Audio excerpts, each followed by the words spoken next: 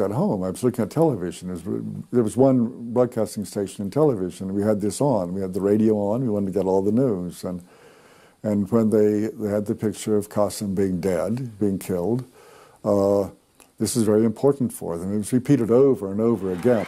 The Baathists were delighted, as were Washington and the CIA.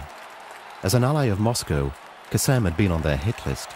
A friend of mine, he was working in the American embassy, said that the American ambassador was so tense, so when he was walking all around the embassy, and when he was opening the radio, and when he heard about the coup, he opened a champagne bottle and asked all the staff to celebrate the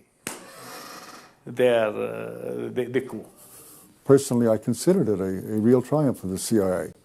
They didn't have very many of them, and there were a lot of coup attempts that had gone sour, but this one worked, and it was for a good cause. I think it was a very good thing that happened. There was a major CIA involvement in the 1963 coup, and arms were flown clandestinely from Turkey. A lot of money, a lot of financial support. CIA planning was involved in the early stages of the coup. Now, the Ba'ath was extremely eager, of course, to take power, but they did need the American help. With the elimination of Qasim, it was open season on communists. The CIA has been accused of supplying lists of the activists to eradicate. The American authorities have always denied this. The fact that there'd been an enormously bloody put-down of the communists in Baghdad was surely welcome news in Washington. The concerns we had that went on for decades about Soviet intentions should never be minimized. For Saddam Hussein, the road was now clear, and he returned to Iraq from Cairo. The boy from a poor family in a rural backwater now joined in the coup d'etat. At the age of 24, he organized the Ba'ath Party's security services and began his rise to power. After he got back to Baghdad, Saddam officially became an interrogator and a torturer. He was feared. He showed no mercy whatsoever. And this became part of the character of Saddam. This became part of his claim to fame. He's a tough guy. He was so busy with his uncle and with other gangsters forming the military, the hardcore, the execution squad.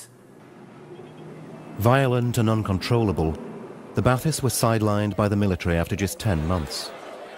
General Aref assumed power for himself, and Saddam and his comrades went underground once more.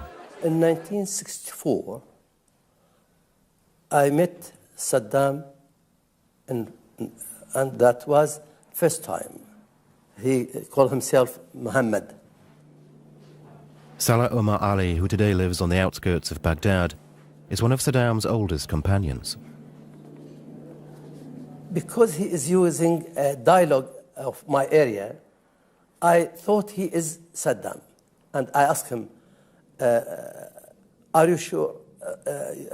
Is your name really Muhammad? He smiled. I said, are you Saddam? He said, yes, I am Saddam. The man who called himself Mohammed entrusted Salah with his first mission, apparently quite innocuous. He had to steal a printing press. For Saddam, life in hiding came to an end when he was arrested by General Aref's police. He and his companions spent 20 months behind bars.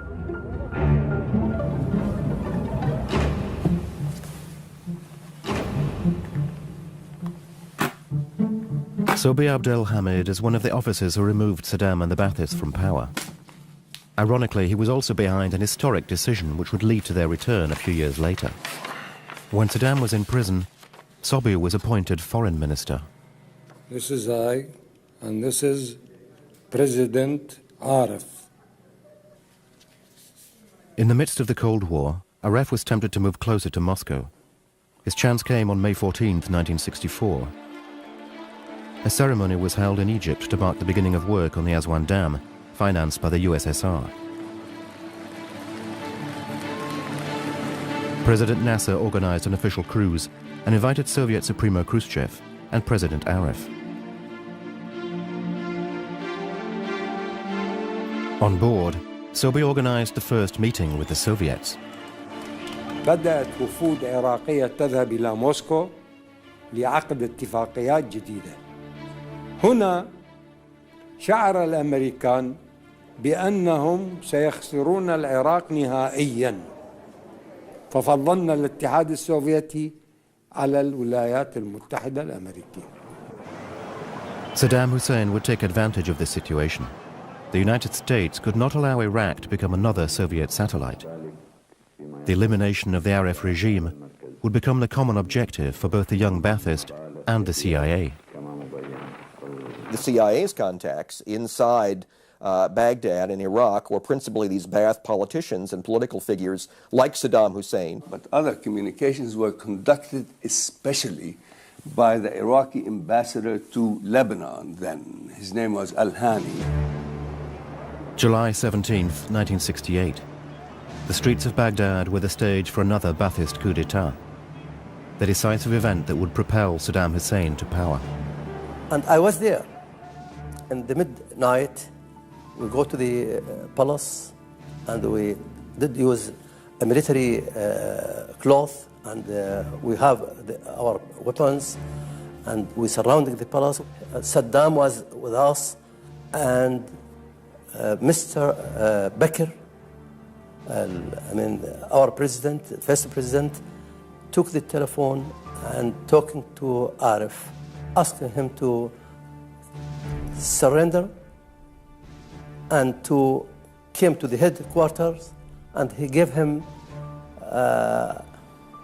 I think, 5 minutes. President Arif surrendered, and this time not a single shot was fired. The Ba'athists seized power, supported by the United States. Saddam was still not 30, but emerged from the party rank and file to become the new regime's number 2. In about a year and a half, by the time he became vice president, he had about 7 or 8 of the major departments of the country under his command. We knew, of course, from 68 on, that he was the power behind the throne. But we didn't attach any particular significance to him, except that he was a very ruthless customer, very tough. But as I say, the reputation of the reputation was that you couldn't rule Iraq any other way. In January 1969, one episode clearly indicated the new regime's brutality. Trials for treason opened in Baghdad. Saddam's men arrested, tortured, and forced confessions from various suspects, many of whom were Jews. They were hung in public, and the Iraqis were invited to witness their suffering. The world protested, but did nothing. And suddenly the United States of America would be standing there, and the adopted or created child, the Ba'ath government that put in power, has all of a sudden become an embarrassing relationship. The United States were dealing with a two-faced regime. The Bakr-Saddam duo skillfully exploited the rivalry between East and West without ever siding with one camp or the other. As repression of communists continued in Baghdad, Saddam accompanied Bakr to Moscow to sign a treaty of friendship with the USSR. The same year, to the great joy of the Iraqis, he nationalized oil. And as he denounced American imperialism, Saddam increasingly opened up the country to Western influences.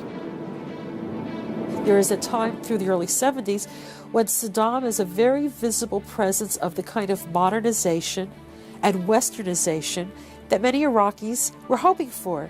He wore Western suits, he talked about education, modernization, bringing in the West.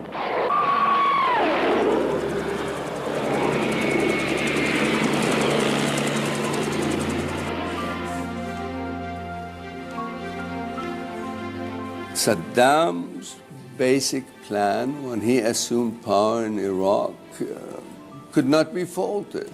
Saddam wanted to drag Iraq into the 20th century, probably by its hair, screaming.